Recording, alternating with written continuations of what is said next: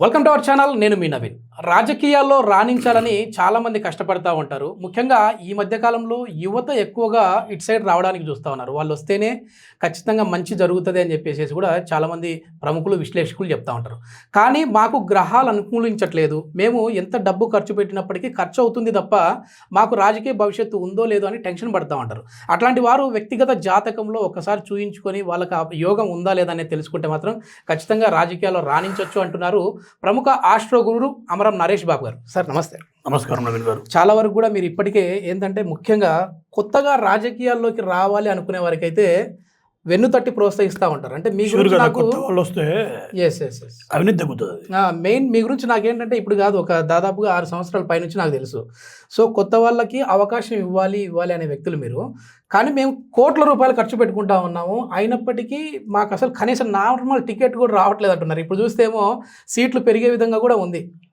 Delimitation తర్వాత seats 100% పెరుగుతాయి. దాదాపుగా 230 పైన ఇండియాలో పెరుగుతాయి. మన ఏపీ తెలంగాణకు వచ్చేసరికి చాలా సీట్లు 30% పెరుగుతాయి. సరే గురుగారు, ఒక వ్యక్తి సాధారణ వ్యక్తి రాజకీయాల్లో రాణించాలంటే అసలు వాళ్ళ జాతకం ఏ విధంగా ఉండాలి, గురుబలం ఏ విధంగా ఉండాలి, అందులో అసలు ఎట్లా చూస్తారా ఈ జాతక చక్రం అనేది? అది ఇట్స్ కాంబినేషన్ ఆఫ్ ప్లానెట్స్. అవి గురుబలం బలంగా ఉందంటే వాళ్ళు మంత్రి అవుతారు.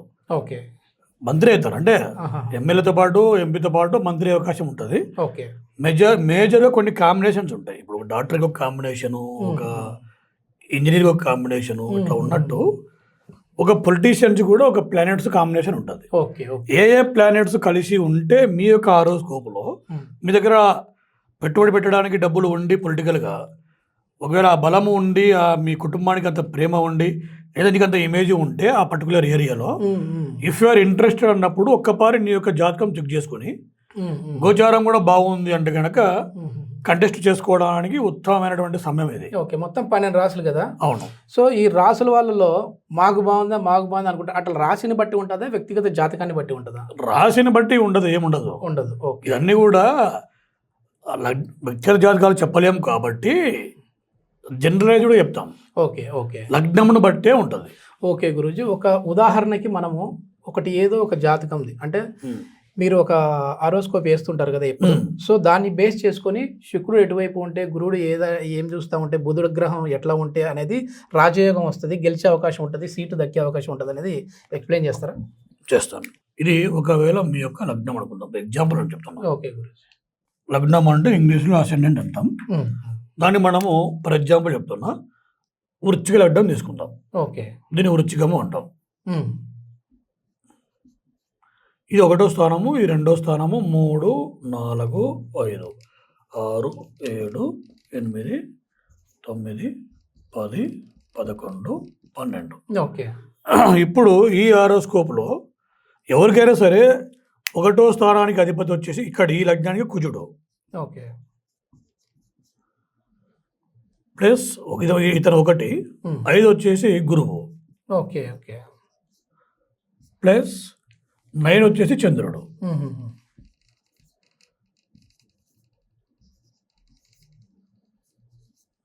ఈ 3 గ్రహాల కలయిక జరిగిందనుకో, ఈ 3 గ్రహాల కలయిక లగ్నంలో 1వ స్థానంలో జరిగినా, 5లో జరిగినా, 9లో జరిగినా లేదా 10లో జరిగినా కూడా వాళ్ళు ఉన్నటువంటి డొమైన్లో ఏ రంగమైనా సరే విపరీతమైన క్రేజ్ ఉంటుంది. ఓకే ఓకే, ఇప్పుడు మన యొక్క ప్రియతమ ముఖ్యం ప్రధానమంత్రి అయినటువంటి నరేంద్ర మోడీ గారిది కూడా లగ్నం వృశ్చిక లగ్నమే. ఓకే ఓకే, ఎగ్జాంపుల్ చెప్తాను, ఎందుకంటే ఆయన ఒక కారణం వచ్చినప్పుడు ఇంతవరకు ఆయన ఏ రోజు ఓడిపోయిన చరిత్ర లేదు.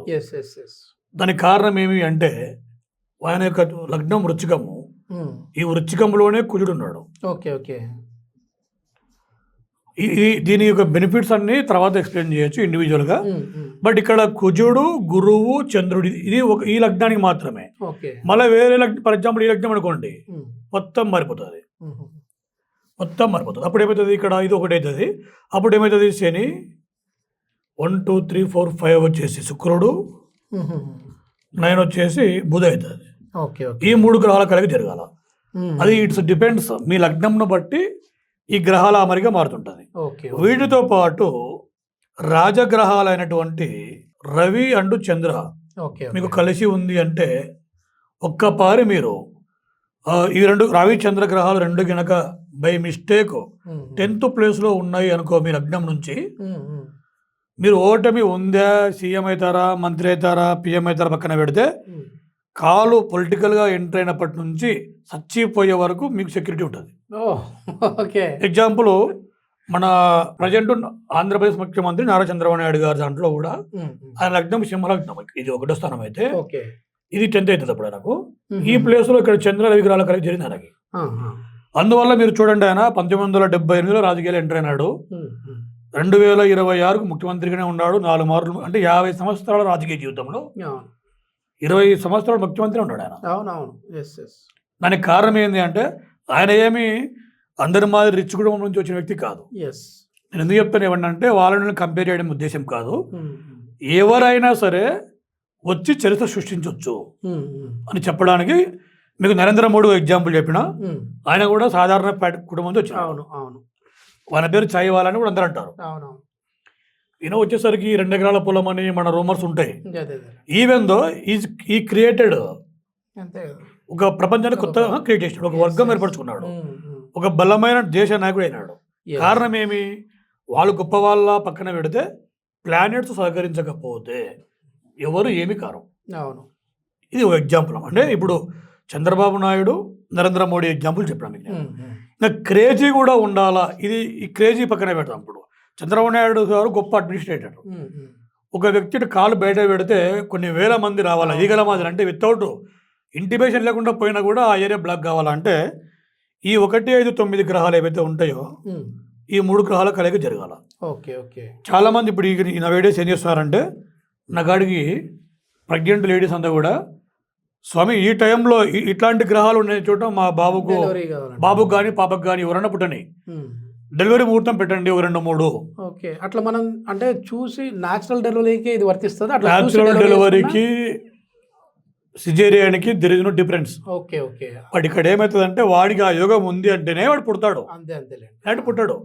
డాక్టర్ లేట్ రావడము, ట్రాఫిక్ ఇరుక్కపోవడము, అట్లా చాలా చూసాను నేను.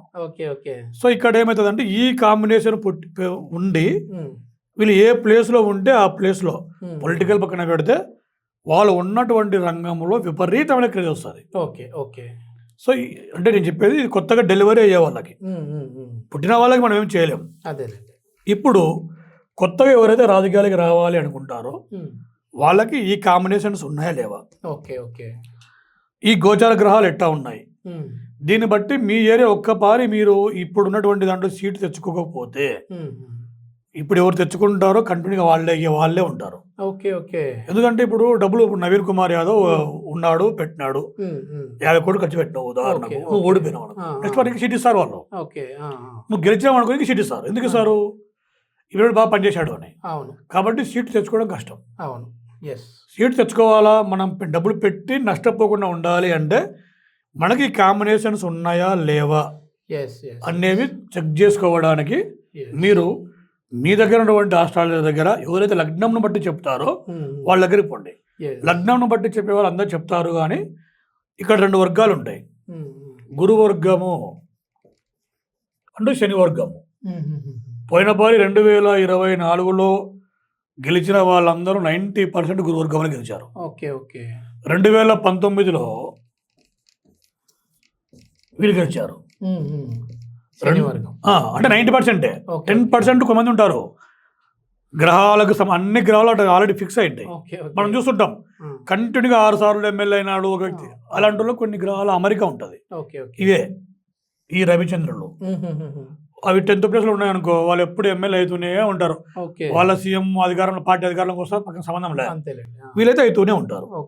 ఈ కైండ్ ఆఫ్ కాంబినేషన్స్ మీ యొక్క లగ్నంలో ఉన్నాయా లేవా, మీ యొక్క జాతకంలో ఉన్నాయో తెలుసుకోవడానికి నియర్ బై ఈ వర్గాల గురించి ఐడియా ఉన్న వాళ్ళ దగ్గరికి వెళ్ళండి. మళ్ళీ మీరు ఈ రాసులను బట్టి చెబుతున్నారు అంటే మాత్రం డెఫినెట్ తప్పిపోతాయి. ఇక్కడ ఎవరు బ్లేమ్ చేయడం లేదు. ఇక్కడ మనం ఏంటంటే కోట్ల రూపాయలు ఖర్చు పెట్టుకొని ఊరికే మనం గెలవలేదని బాధపడే కంటే ఏదో ముందుగానే మన జాతక చక్రం ఏ విధంగా ఉంది, నిజంగా వాస్తు కావచ్చు, జాతకం కావచ్చు, దీన్ని చాలా వరకు నమ్మే విధంగానే ఉంది. ఎందుకంటే ఒకప్పుడు కొట్టి పడేసే వాళ్ళేమో, కానీ ఇప్పుడు యాక్యురేట్గా జరుగుతూ ఉంది. సో మీ గురించి పర్సనల్ తెలిసిన వ్యక్తిగా ఏంటంటే మొత్తం 4 రాష్ట్రాలకు సంబంధించి కూడా అంటే తమిళనాడు, కర్ణాటక, తర్వాత ఏపీ, తెలంగాణ ఈ 4 రాష్ట్రాల్లో కూడా మెయిన్ లీడింగ్ పొజిషన్లలో ఉన్న రాజకీయ నాయకులకి మీరు పర్సనల్గా కూడా చూసి అవును, వాళ్ళు అసలు పోటీ చేసేటప్పుడు నామినేషన్ వేసేటప్పుడు కూడా ఇది నామినేషన్ వేయచ్చా లేదా గురువుగారు అని చెప్పేసి కనుక్కునే వ్యక్తులు, అట్లాంటి సెలబ్రిటీలు కూడా మిమ్మల్ని అడిగి వేస్తూ ఉంటారు. అంటే ఒకప్పటికి ఇప్పటికి మొత్తం సినారియో మారిపోయింది. సో ఎవరైనా సరే మీరు కూడా మీ వ్యక్తిగత జాతకం గురించి తెలుసుకోవాలనుకుంటా ఉన్నాము అని అంటే మాత్రం అమరం నరేష్ బాబు గారితో మాట్లాడాలి అని అంటే కింద స్క్రోల్ అయ్యే నెంబర్కి కాల్ చేసేసి మీ పుట్టిన తేదీ, సమయము, ప్లేసు, అదేవిధంగా మీ పూర్తి పేరు వివరాలు పంపించారు అని అంటే మీ వ్యక్తిగత జాతకం చూసి చెప్పడం. అదేవిధంగా ఇంకా కొద్దిమంది గురువుగారు ఏంటంటే మేము ఏ సమయంలో పుట్టాము, ఏ డేట్న పుట్టాము అనేది మాకు తెలియదండి అంటున్నారు. అట్లాంటి వాళ్ళకి ఎట్లా చెప్తారండి? అలాంటి వాళ్ళకి మనం చెప్పొచ్చు, దాన్ని ప్రశ్న జాతకం అంటాం. Okay okay. ప్రశ్న జాతకం ద్వారా అర్థం ఏంటి అంటే, ఫర్ ఎగ్జాంపుల్ ఒక 30 సంవత్సరాల యువకుడు యువత ఫోన్ చేసింది, ఆమెకి డేట్ ఆఫ్ బర్త్ టైం తెలియదు, తెలిసినా ఎగ్జాక్ట్ తెలియదు. అలాంటి ఫర్ ఎగ్జాంపుల్ చెప్తున్నా, 30 కాదు 70 ఏళ్ళైనా 50 ఏళ్ళైనా 10 ఏళ్ళ పిల్లడైనా సరే, ఇక్కడ 30 years అనేది మనం ఎగ్జాంపుల్ తీసుకుంటున్నాం. ఇక్కడ ఏం జరుగుతుందంటే అతను XR Y ఎవరైనా సరే మన ప్రశ్న అడిగినప్పుడు మనము ఆయన యొక్క ప్రశ్న ఏమి అనేది మన ఫస్ట్ ఇంపార్టెంట్. Okay okay. ఆ క్షణం ఎప్పుడు ప్రశ్న అడిగాడు, టైం, ఆయన అడిగిన టైమే వాళ్ళ బర్త్ టైం. Okay okay. ఇక్కడ మతలబ్ ఏమంటే మీరు ఏం ప్రశ్న అడిగినప్పుడు మీ హిస్టరీ రాదు, అంటే మీ చరిత్ర రాదు, మీరు ఆ క్షణంలో పుట్టారు కాబట్టి హియర్ ఆఫ్టర్ ఆ పైన ఏం జరుగుతుందో చెప్పొచ్చు. Okay okay. దీంట్లో 90% అక్యురసీ ఉంటుంది. Okay okay. 100 ఉండదు. ఎస్ ఇది ఎవరైనా సరే వారి వ్యక్తిగత జాతకం గురించి తెలుసుకోవాలి అని అనుకుంటే కింద స్క్రోల్ అయ్యే నెంబర్కి కాల్ చేసి మీ పూర్తి వివరాలు అయితే తెలియజేయండి. థ్యాంక్ యూ గురు. నమస్కారం.